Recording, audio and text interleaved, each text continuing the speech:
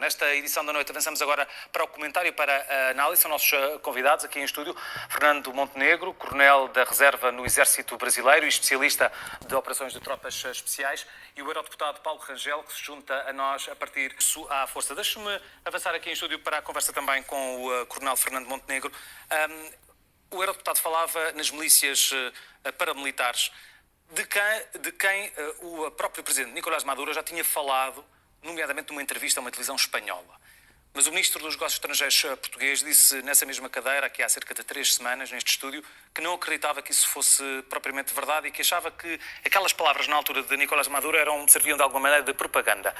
Sr. Coronel, do seu conhecimento do que se passa no terreno na Venezuela, é credível que, para além dos militares e do Exército e das Forças Armadas venezuelanas, de facto, Maduro esteja cada vez mais a avançar por uma espécie de guerra de guerrilha contra os próprios cidadãos que entram e saem e tentam entrar e sair pela fronteira do Brasil, ou não? Isso, para mim, está bem claro. Particularmente com o uso dessas milícias que são chamados de coletivos na Venezuela.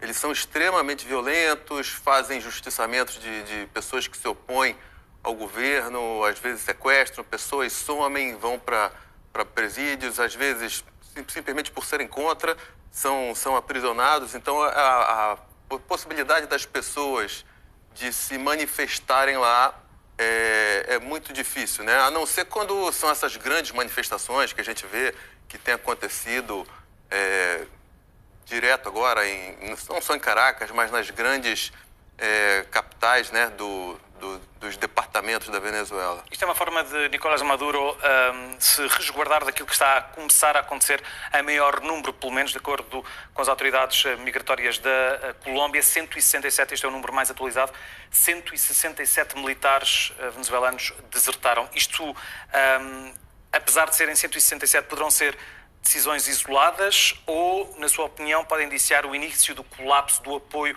militar das Forças Armadas? Isso daí é um assunto bem interessante. Desde a época do Chávez, a estratégia usada para eles se manterem no poder foi praticamente comprar a cúpula das Forças Armadas venezuelanas. 2.000 generais, por exemplo. Então tem na ordem de 2.000 generais, é difícil até dizer quantos tem.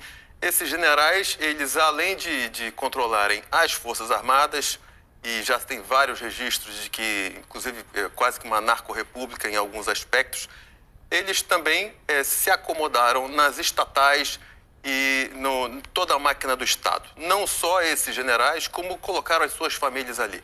Então, praticamente, o dinheiro que entra na Venezuela é um dinheiro que entra para manter essa máquina funcionando, que é uma máquina que garante esse estilo de vida dessa cúpula de generais e a própria sobrevivência do Chávez. Na verdade, eles estão numa situação que eles não têm para onde correr. Porque depois de tudo que eles já fizeram, ou eles ficam agarrados no poder do jeito que estão, ou se eles saírem, eles vão cair num tribunal penal internacional, como a gente está dizendo aqui. Então, eles estão totalmente encurralados e, na verdade, eles estão lutando pela sobrevivência deles. Essa é a condição do Maduro, né, e dos generais que, de alguma maneira, passou fronteiras este fim de semana.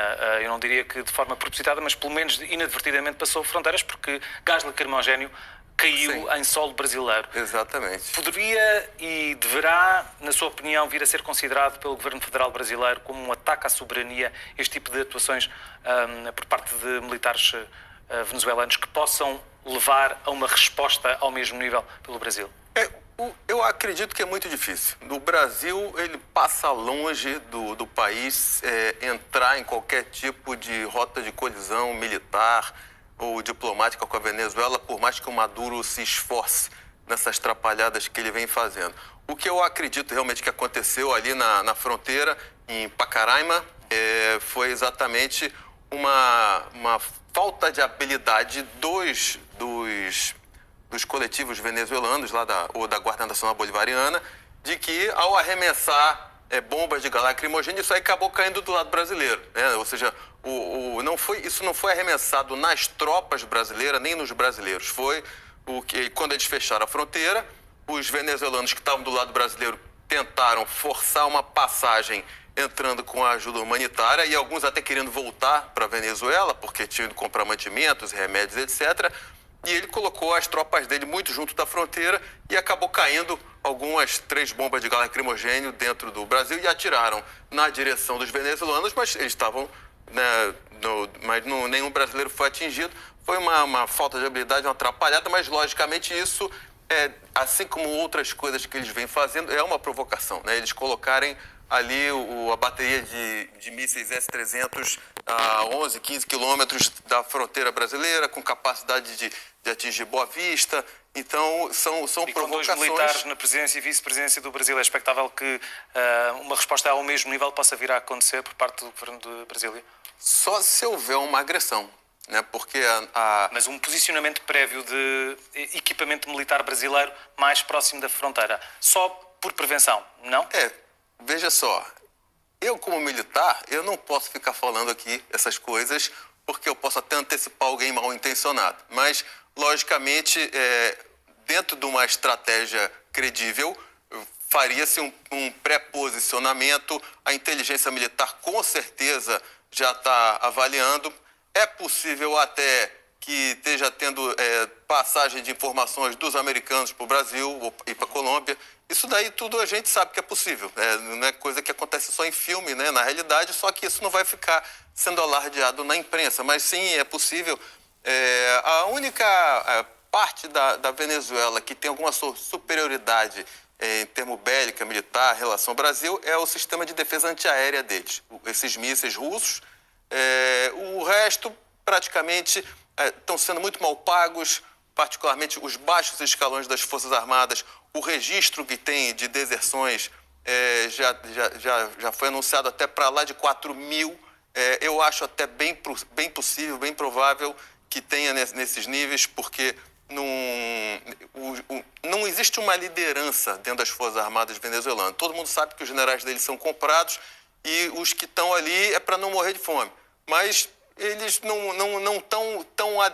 não aderiram tanto assim ao regime. Os que estão ali realmente é para não morrer de fome. Então, vários já estão passando para o lado do Brasil, para a Venezuela. Esses números, eu acredito que sejam bem maiores. Bem maiores do que estes 167 sim, que fala sim. Colômbia. Porque, assim, esse é o dessa semana. Isso é o dessa semana, né? Sim. Mas uma matéria do El País já fala em para lá de 4.000. E o que eu acho bem provável. E isso irá continuar a acontecer cada vez mais até chegar a um ponto em que as Forças Armadas ao serviço de Nicolás Maduro sejam apenas generais? O país está quebrado, né? Eles estão quebrados.